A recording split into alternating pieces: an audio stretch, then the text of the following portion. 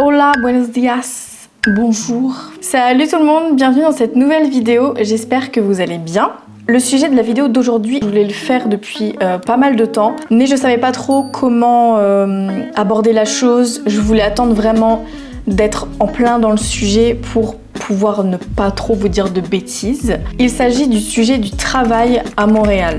Quasiment quotidiennement, je reçois énormément de DM sur Insta concernant la recherche de travail sur Montréal. S'il faut chercher depuis la France avant de venir ici, ou si on doit chercher sur place, de quelle façon on doit chercher, le CV, enfin voilà, il y a quand même énormément de questions auxquelles je ne réponds pas toujours, ou j'aimerais développer, mais en fait, je peux pas vous répondre en un seul message sur tous les sujets que vous me posez. Alors je me suis dit qu'il était vraiment important que je vous fasse une vidéo sur le sujet pour éclaircir un peu les choses, pour en parler, et voilà.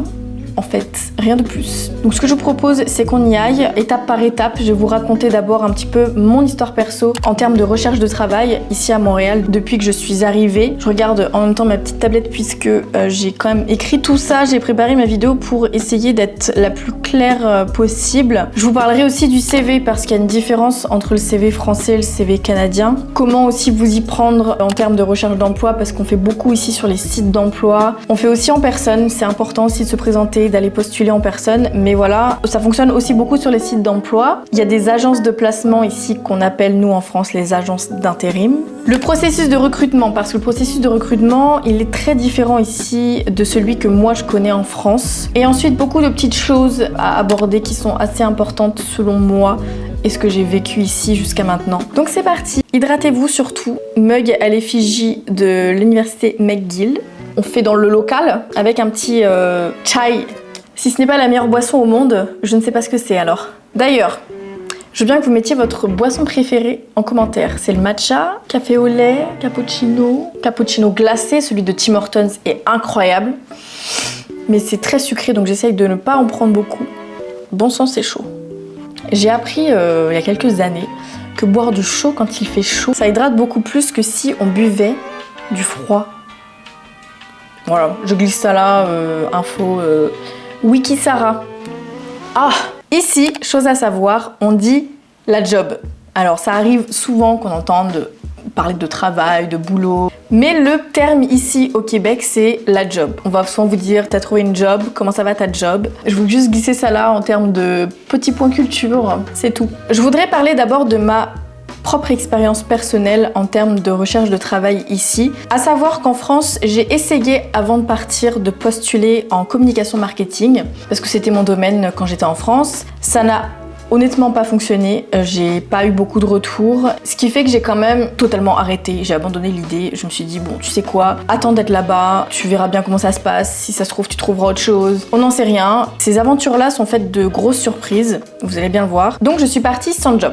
J'avais pas de travail avant de partir ici. Je savais que en arrivant ici, j'allais quand même chercher un travail. Je voulais pas passer plusieurs mois sans travail, c'était quasiment inconcevable pour moi. Je voulais pas toucher mes économies dès le début de l'aventure, donc j'ai essayé de trouver tout de suite quelque chose, même si c'était pas dans mon domaine. C'était quelque chose pour au moins payer mes premiers loyers, mes courses. C'est donc au bout de 3-4 jours que je me suis installée dans un café, je me suis dit allez là on y va, on va chercher, même si c'est un petit job comme ça, juste le temps de quelques semaines, c'est impératif là, il va vraiment falloir trouver un job. Je me suis retrouvée sur le site pvtiste.net. Alors je vous mets tous les noms et les liens des sites d'emploi que j'ai essayé ou que je connais en barre de description pour vous, voilà, pour que vous ayez tout là tout de suite en bas. Évitez d'aller chercher. Je me suis retrouvée donc sur le site pvtiste.net. C'est le site officiel des PVTistes, des infos de PVT, tout ce que vous voulez. Ce site-là, c'est une mine d'or. Il est incroyable, même pour la préparation du PVT.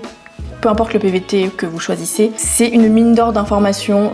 Franchement, ils font un taf incroyable. Merci à eux. Et ils ont aussi une section donc offre d'emploi. Je crois que c'est ça sur le site PVTiste. J'ai donc fouillé là-dessus, voir un petit peu ce qui pourrait me plaire.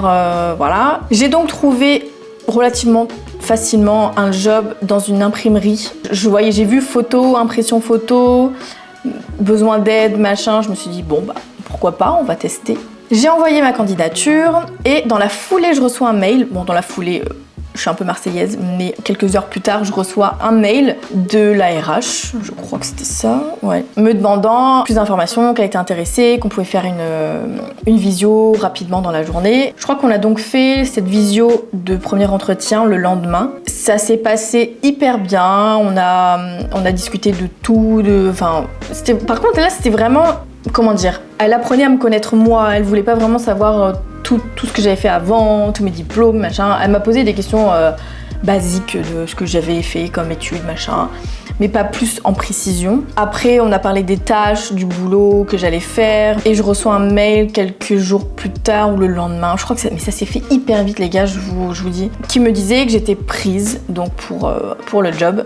Je commençais, je crois, une dizaine de jours plus tard, ce qui fait que ça m'a laissé quand même pas mal de temps pour découvrir Montréal, les environs de mon quartier, de prendre mes premiers repères, d'aller aussi une première fois dans le quartier là où j'allais travailler pour m'apprivoiser les lieux, on va dire ça comme ça. C'est là que j'ai réalisé que c'était quand même un petit peu loin de chez moi, mais je me suis dit bon allez, on va pas faire trop la difficile, on va y aller et on verra. Je commence quelques jours plus tard, donc le 27 septembre je crois, donc vraiment 15 jours après mon arrivée. Je savais que c'était temporaire jusqu'à fin décembre pour une session vraiment courte pour la saison des fêtes. C'était très intense, c'était pas vraiment ce que je m'imaginais, c'était vraiment une imprimerie, une usine en fait, donc debout toute la journée, c'était de 7h à 15h. C'était vraiment assez dur quand même en termes de conditions de travail. Bon, les horaires ça va, 7h-15h, c'est pas non plus... J'ai fait pire, voilà. Mes proches le savent, mais les conditions étaient pas extraordinaires quand même. J'étais quand même debout toute la journée. J'ai pris le truc, j'ai fait, je me suis pas plaint, je dis vas-y, tu sais quoi là, t'as pas le droit de te plaindre. Il te faut un job quoi qu'il en soit, donc vas-y. Je l'ai fait, j'ai été courageuse parce que j'avais quand même fait des jobs pas cool auparavant. Ce qui m'a fait remettre pas mal de choses en question. Je me suis dit attends, parce que là tu viens ici pour, entre guillemets, une aventure cool, pour profiter de ta vie, pour profiter d'une nouvelle aventure. Et là, t'es en train d'en chier, clairement. J'en ai chié, j'avoue. Et en fait, je me suis rabaissée toute seule. Je me suis dit qu'en fait, si c'était juste ça que je valais en termes de carrière professionnelle, c'était pas du tout ça que j'avais envie, en fait.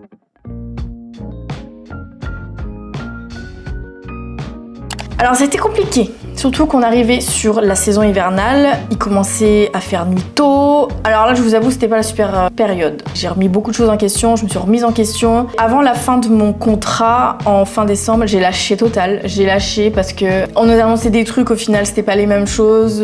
Voilà, c'était vraiment... je sais pas si c'est le fait qu'on était bébêtistes et que c'était des petits jobs et que finalement, ils avaient le droit un petit peu de faire ce qu'ils voulaient avec nous. Je trouvais pas ça très honnête. J'ai préféré dire stop parce qu'en plus, ma santé mentale prenait un gros coup. Et là, je me suis dit, là, ta priorité, c'est toi-même. Tu vas pas gâcher tout le travail que t'as fait avant de partir pour un job. Ce qui fait que j'ai arrêté. Voilà, j'ai été courtoise, j'ai arrêté. Alors là, par contre, c'est pareil, pour arrêter un job, on peut partir du jour au lendemain. C'est pas hyper correct parce que normalement on laisse une quinzaine de jours ou une dizaine de jours de latence entre l'annonce du départ et le vrai départ. Mais voilà le fin fond de l'histoire. Avec ce premier job, j'y suis restée 2 mois et demi. Du coup, il me restait une quinzaine voire un mois à faire. Après avoir arrêté celui-là, je suis quand même restée quelques jours sans travailler, histoire de me reposer un peu. Me connaissant, voilà, je ne reste pas sans travail très longtemps. Et j'ai retrouvé au marché de Noël. Vous avez, je pense que si la plupart d'entre vous sont là depuis le départ, vous m'avez vu donc au marché de Noël.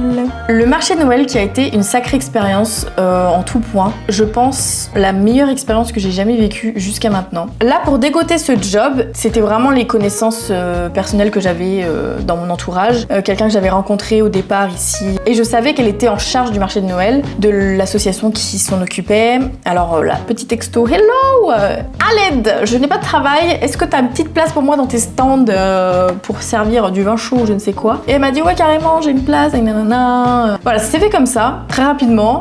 Et j'ai été embauchée début décembre je crois, ou mi-décembre. Ça a été 3 semaines, voire 1 mois de marché de Noël. C'était hyper intense en termes de cadence de travail, de météo. Les caprices de la météo, on les a eus. On a eu les moins 25, moins 30, la neige, le verglas. Enfin, on a eu vraiment tout. Une ambiance de malade. C'était la meilleure expérience à mon avis, humainement parlant, jusqu'à maintenant. Parce que j'ai fait des rencontres extraordinaires là-bas. Les personnes qui se reconnaissent Bref, puis le marché de Noël, c'est pas toute l'année, donc ça c'est terminé. Début janvier, après j'ai fait mon road trip à Québec. Vous avez les vlogs d'ailleurs, je poste ça là.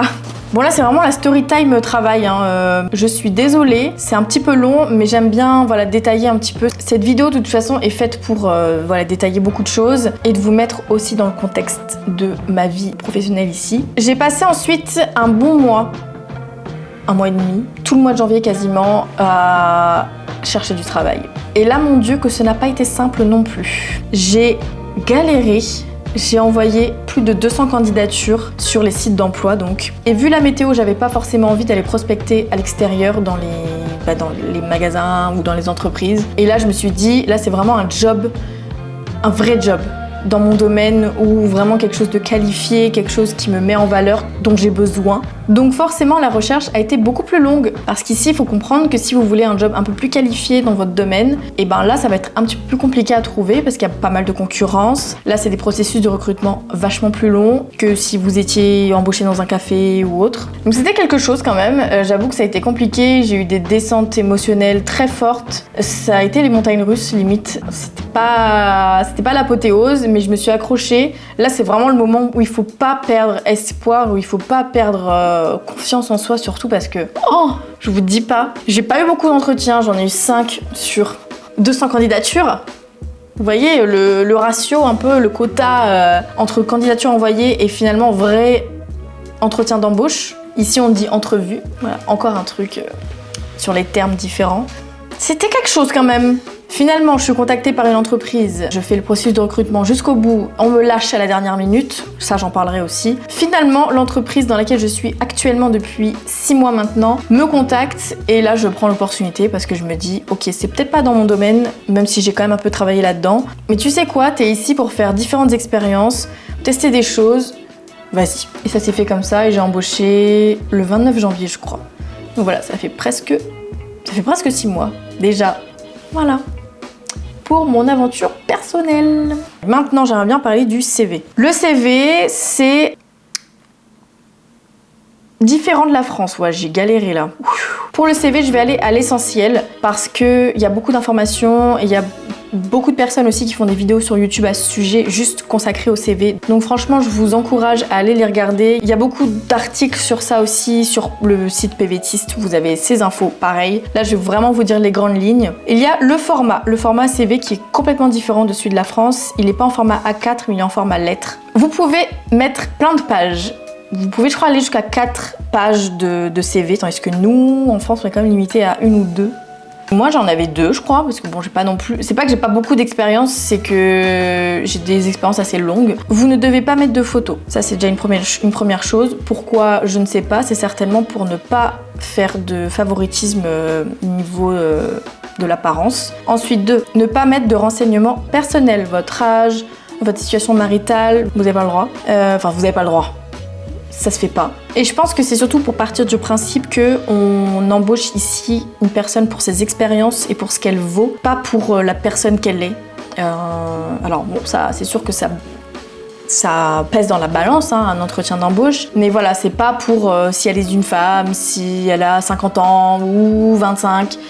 Pas du tout. C'est vraiment pour l'expérience que la personne a à apporter et ses atouts qu'elle a apportés en fait à l'entreprise, pas pour son sexe ou autre. Donc ça, c'est vraiment un super point, j'adore ça. Mettez surtout vos expériences en avant. Alors moi, c'est quelque chose que j'ai facilement compris et c'est vraiment génial de pouvoir bien détailler toutes les expériences professionnelles ou les stages que vous avez eus parce que ça va certainement peser dans la balance à un moment donné. C'est ça qui va montrer aussi un peu à l'entreprise tout ce que vous avez fait auparavant et les choses qui sont reliées peut-être aux tâches que le poste auquel vous avez candidaté va demander. Ne faites pas de gros design non plus en termes d'esthétique, vraiment restez simple parce que déjà les designs sur un CV ça prend énormément de place et cette place là vous devez la garder pour votre résumé. Le résumé c'est le petit cadran qu'on met en haut pour dire un petit peu votre but professionnel que vous avez là maintenant actuellement quand vous postulez. Ça c'est vachement bien aussi. Je vous mets un petit exemple ici pour vous visualisiez un petit peu la chose. Et oui voilà, donc le design il prend quand même la place de certaines choses que vous pourrez mettre qui pourraient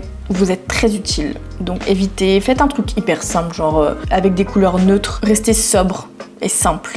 Aussi, je tiens à préciser le CV LinkedIn sur les sites d'emploi, Indeed aussi. N'hésitez surtout pas à bien renseigner tout ça aussi sur vos profils pour que ce soit visible par les recruteurs sur les sites d'emploi. Ça peut énormément vous aider. Les sites d'emploi, c'est important parce qu'ici, ça fonctionne quand même beaucoup comme ça. Vous avez aussi, comme je vous disais, la manière d'aller déposer vos candidatures sur place. Ça, c'est vraiment cool si vous avez l'opportunité, le temps. Voilà, vous partez avec votre petite pochette et vos CV là, et vous faites le tour des entreprises que vous avez trouvées. Les sites d'emploi, ne les prenez pas à la légère. Vous avez donc LinkedIn, Indeed, le grenier aux emplois, Isarta pour les jobs en communication et marketing, web design, etc.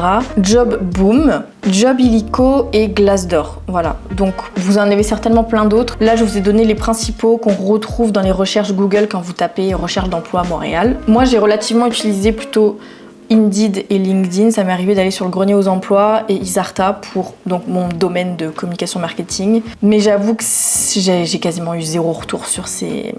Donc je pense qu'il faut juste, je pense, avoir un master en communication marketing ici ou je sais pas. Aussi, les agences de placement qu'on appelle nous en France les agences d'intérim qui vont faire le même job que ce qu'ils font en France en fait au final, c'est vous trouvez quelque chose. Moi je me suis inscrite chez Randstad. Travail sans frontières aussi, j'en ai beaucoup entendu parler, je les vois beaucoup sur Google. C'est les 3 principales que j'ai vues, que j'ai trouvées et une dont je me suis bien servie, donc comme je vous disais Randstad. Je me suis inscrite, il y a une conseillère qui m'a appelée pour qu'on fasse une petite visio et que je me présente, etc. Donc l'accompagnement est quand même relativement chouette. Elle a voulu mon permis de travail.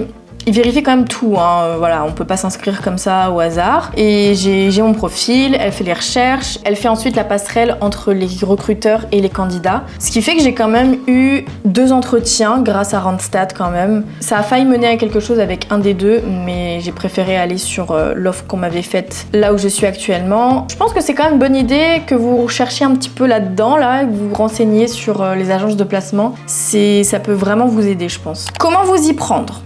Alors là, ça va être aussi, je pense, mon regard personnel avec mon expérience et ce que j'ai vécu. Peut-être que quelqu'un d'autre vous dirait les choses différemment, je ne sais pas du tout. C'est intéressant d'ailleurs, si vous avez d'autres idées que moi pour faire cette recherche de travail ici à Montréal, n'hésitez surtout pas à nous mettre ça en commentaire, ça peut aider tout le monde, même moi on sait jamais, hein, voilà, n'hésitez pas. Je l'ai mentionné plus tôt, vous avez tous les sites de recrutement où il y a toutes les annonces. Là, inscrivez-vous, mettez votre CV à jour, votre CV donc numérique, mettez-le bien à jour, faites même des petites formations, parce que sur LinkedIn c'est possible, formation Excel, Photoshop, ou je sais plus trop, je sais que j'en avais fait quelques-unes pour agrémenter un petit peu mon CV. C'est pas plus mal, ça peut montrer vos compétences aussi, ça reste vraiment cool. Vous pouvez aussi donc prendre les noms des entreprises auxquelles vous avez déjà postulé sur LinkedIn, Indeed, les sites d'emploi. Vous prenez l'adresse, un nom peut-être de référence sur l'annonce. Vous allez directement sur place avec votre CV, vous dites voilà, je me présente, j'ai déjà postulé sur internet, mais je trouve ça bien de venir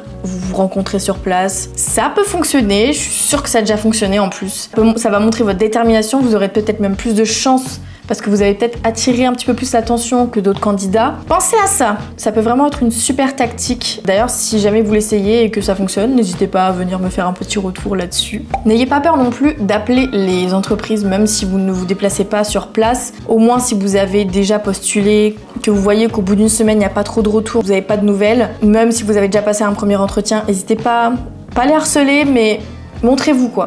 Montrez que vous êtes là, que vous attendez, que vous êtes motivé, que vous avez de la détermination.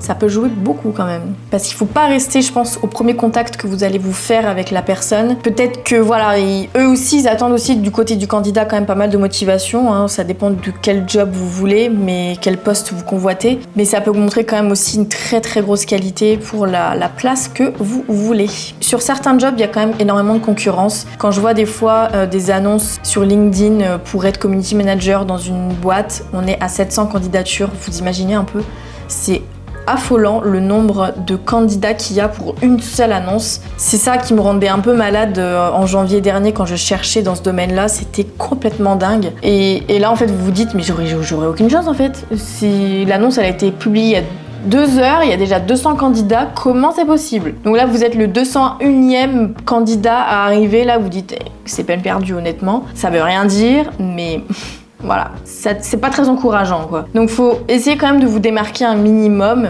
N'ayez surtout pas peur de sortir un peu des sentiers battus. N'ayez pas peur de sortir de votre façon de faire de France, d'attendre après le recruteur. Allez-y quoi, montrez-vous, montrez votre... ouais voilà, c'est vraiment ici, c'est la motivation et la détermination, c'est un truc de fou en fait. Et c'est un peu ce que je vous conseille de comment vous y prendre ici pour quand vous recherchez du travail. Je commence à avoir le soleil sur moi, c'est... The golden hour is coming. Pareil, il va falloir que je m'achète de l'éclairage parce que là j'ai l'impression d'être blanche, toute grise. C'est la lumière là que j'ai là, ça va pas du tout. Pour le setup, je suis pas encore au top. Hein. Surtout qu'il y a une super belle luminosité, mais je vais faire toute la vidéo comme ça. Ensuite, un autre point dont je voulais vous parler, c'est le processus de recrutement parce que c'est quelque chose ici. C'est quand même relativement plus long pour avoir travaillé en France déjà. Je trouve que c'est très spécial ici. Ça dépend encore du style de job que vous voulez. Si c'est juste un petit job alimentaire, bah là ça va être certainement beaucoup plus rapide. Maintenant, si c'est un job pour quelque chose de qualifié ou dans votre domaine de travail en France, ça risque d'être quand même relativement long. Il y en a qui parlent de 1 mois, 1 mois et demi de processus de recrutement.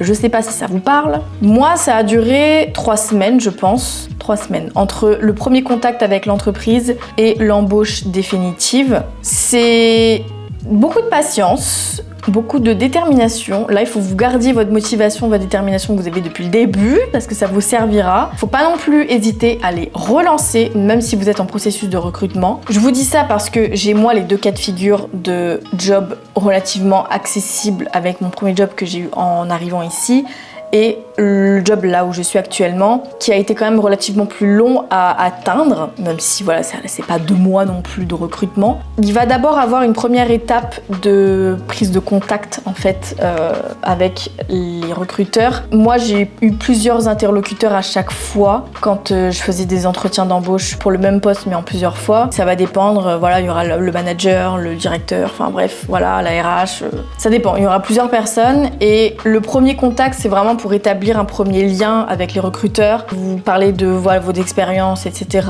Parler de votre CV, de votre motivation et de voir si une deuxième est envisageable. Et là, ils vont revenir vers vous plusieurs jours après pour vous proposer une autre entrevue. Ça va être beaucoup plus concret là. Ça dépend du job que vous convoitez. Mais là, vous allez parler peut-être un peu plus sérieux, peut-être plus de rémunération, de conditions de travail, pas mal de choses comme ça. Et là, en général, si là ça passe, vous allez sur le 3e et ça devient quand même beaucoup plus concret. Là, il y a peut-être aussi envisagé de voir les recruteurs sur place. Donc là, ils vont peut-être vous proposer un entretien final sur place. Mais en général, quand vous avez atteint ce 3e, 4e entretien, c'est relativement positif. Je mets des guillemets puisque je suis quand même passée par là. Et c'est pas forcément vrai. Mais je me dis que voilà, il y a toujours des exceptions à la règle. Mais bon, en règle générale, quand vous arrivez à plus de 2 ou 3 entretiens, normalement, c'est bon. Mais prenez des pincettes là-dessus aussi, on ne sait jamais ce qui peut se passer, voilà. Il y a aussi en général des vérifications qui sont faites niveau RH, donc nous, en tant que PVTistes, on a beaucoup plus de vérifications au niveau de l'immigration avec notre permis de travail, ce qui fait que là, ça peut prendre aussi plus de temps. Moi, ça a été le cas là dans le job où je suis en ce moment. J'ai embauché un peu plus tard que prévu parce qu'ils devaient faire des vérifications pour voir si mon permis de travail était vrai, mais qui étaient importantes. J'en viens donc au fait des faux espoirs, parce que oui, ça arrive. C'est pas que voilà, le monde des bisounours, le monde incroyable ici dans le travail. Moi, j'ai quand même maintenant, ça y est, un peu de recul sur la question puisque ça date de janvier maintenant. Alors, je me dis que je peux relativement parler avec beaucoup plus de recul, beaucoup moins de colère qu'en janvier. C'était même pas en janvier, c'était en décembre d'ailleurs. Et en fait, j'ai failli me faire embaucher. J'ai passé 3 voire 4 entretiens. Le dernier entretien était donc sur place, donc ce dont je vous parlais, je vous expliquais. Là, c'était ça. J'étais sur place avec les recruteurs. J'avais rencontré quasiment tout le monde en termes de manager. Et on m'avait donc dit que oui, tu corresponds, moi ça me va, normalement tout le monde est d'accord avec moi, alors ça devrait être une réponse positive. Et alors là, je vous dis pas, moi, j'étais tellement contente que j'en parlais à tout le monde. J'étais c'est bon, je suis peut-être prise, c'est génial, ils reviennent vers moi d'ici la fin de la semaine.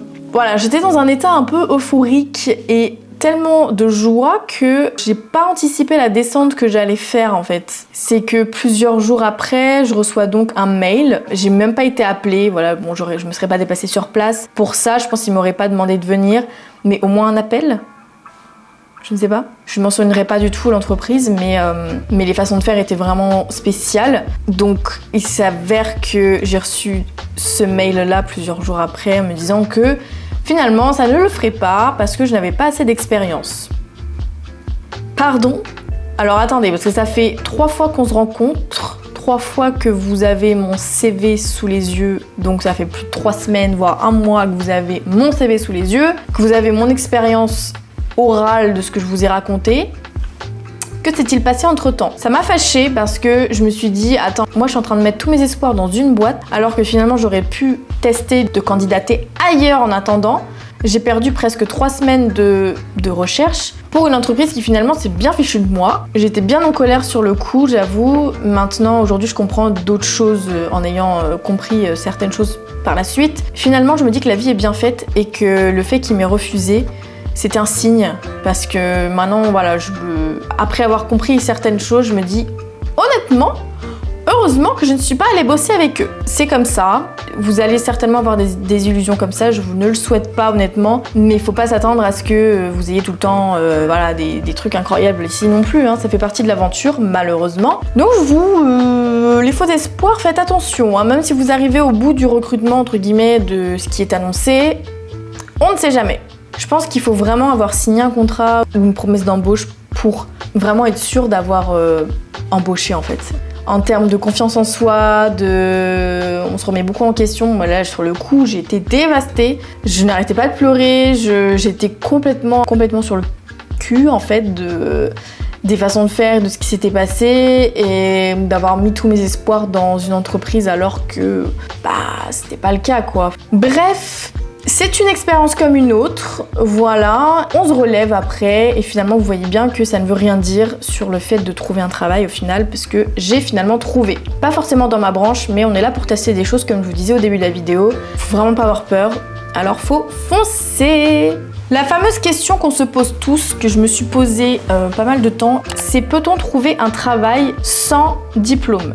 Moi je vous dirais oui et non. La question est encore, tout dépend du domaine que vous recherchez en fait. En mon cas, j'ai un bac littéraire qui n'existe même plus je crois à l'heure d'aujourd'hui. Je sais même plus, je crois qu'il y avait une réforme en France qui avait modifié les termes des baccalauréats. Ça ne m'a absolument pas empêché de trouver du travail. Jamais. Ça a peut-être réduit certainement les chances d'avoir un job dans les domaines que je prétendais. Je recherchais ici dans le marketing et la communication. Mais je n'ai pas de diplôme là-dedans, c'est vraiment une expérience que je me suis faite en France pendant 2 ans et demi, voire 3 ans. Je me rends compte qu'au final, même sans diplôme, on arrive quand même à faire des choses. Si on est déterminé, si on aime apprendre, on peut tout faire. Et moi, c'est ça qui me dérangeait en France, c'est qu'on ne laisse pas vraiment la place aux opportunités et on ne laisse pas vraiment le choix aux gens d'essayer des choses différentes. Je sais pas, on a tous des capacités qui sont là, on a pour souvent la détermination, la motivation, et pour moi c'est tout ça qui compte en fait. Je veux bien croire que dans certains domaines bien précis, il faut des études là-dedans, il faut avoir appris des choses spécifiques, je le conçois totalement, c'est pour ça que je ne vais pas cracher sur les diplômes, absolument pas, parce que je sais qu'à l'heure d'aujourd'hui, voilà, si j'avais eu à l'époque l'idée de faire un diplôme, je sais à l'heure actuelle dans lesquelles je serais allée, mais c'est la vie. Et voilà, il n'est pas encore trop tard pour que je reprenne des études, mais là n'est pas le sujet. Et c'est vrai que ici, on vous donne quand même beaucoup plus d'opportunités, même si c'est pas dans votre domaine, de tester en fait. Et voilà, et on vous donne votre chance, on vous fait confiance de tester autre chose que votre domaine de base. Même si moi, là, actuellement, dans ce que je fais, j'ai quand même quelques petites choses que je faisais en France, mais c'est pas mon domaine principal, je veux dire. Et il m'a pas fallu 1 an pour réussir à m'en sortir dans ce job-là. Il m'a fallu même pas 1 mois pour réussir à m'en sortir toute seule. Donc, vous voyez un peu ? Donc c'est pour ça que je dis diplôme oui et non, parce que vous allez venir ici certains avec des diplômes, vous êtes maçon, vous êtes ingénieur, là je peux pas vous enlever vos diplômes, bien sûr que non, et chapeau bas à vous d'avoir fait ces études-là, c'est sûr. Mais je pense que c'est possible si vous n'êtes pas forcément dans ce genre de domaine, de compétences, de trouver sans diplôme, oui. J'ai aussi entendu dire qu'il y a beaucoup d'entreprises qui sont prêtes à former les candidats là sur place en fait, dans leur embauche. Ça c'est vraiment un super gros point, donc renseignez-vous là-dessus parce que ça peut être vraiment très intéressant si vous êtes en questionnement sur si je peux prendre un job sans diplôme. S'il y a des domaines qui vous plaisent mais que vous n'avez pas forcément de diplôme, essayez et dites surtout que vous êtes prêt à apprendre, que vous avez la motivation, l'envie. Je fais que le répéter mais c'est tellement vrai. Ici pour le coup je trouve que c'est ce qui facilite un peu la chose parce que si vous avez un minimum de motivation, d'énergie, que vous montrez que vous avez la niaque là, on a déjà eu la niaque de venir ici. Alors, vous la perdez pas, vous la gardez et on y retourne, on continue, ok ? Je suis navrée pour la luminosité qui a changé durant toute la vidéo, mais j'ai eu un magnifique coucher de soleil, donc on va pas s'en plaindre non plus. Mais oui, il faut que je fasse quelque chose avec mon setup, c'est sûr et certain, donc pardonnez-moi, merci. Je suis pas encore une pro à 100%. J'espère que cette vidéo vous a un peu plus aiguillé sur le domaine du travail ici à Montréal, sur la recherche. Je vais pas parler de salaire parce que on a tous des domaines différents et si je m'embarque là-dedans, ça va pas le faire. Je vais me perdre total, je vais vous perdre aussi. Il y a des vidéos qui sont faites sur le sujet, qui sont hyper intéressantes, donc allez chercher les infos. Là, moi, c'était vraiment pour vous parler des grosses lignes de la recherche du travail ici. Un conseil que je peux vous donner, c'est de surtout n'ayez pas peur de prendre un petit job au départ. Il faut vous faire plusieurs expériences ici, c'est la base, je pense. J'avais du mal à accepter ça au départ parce que quand je suis partie, je me suis dit ouais, je vais partir dans une carrière hyper ici quand je vais venir.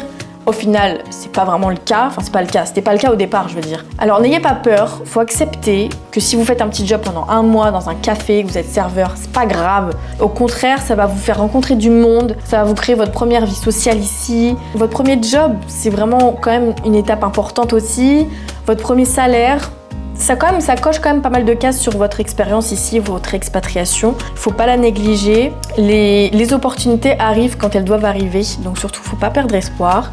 Faut rester motivé, faut y croire, c'est important.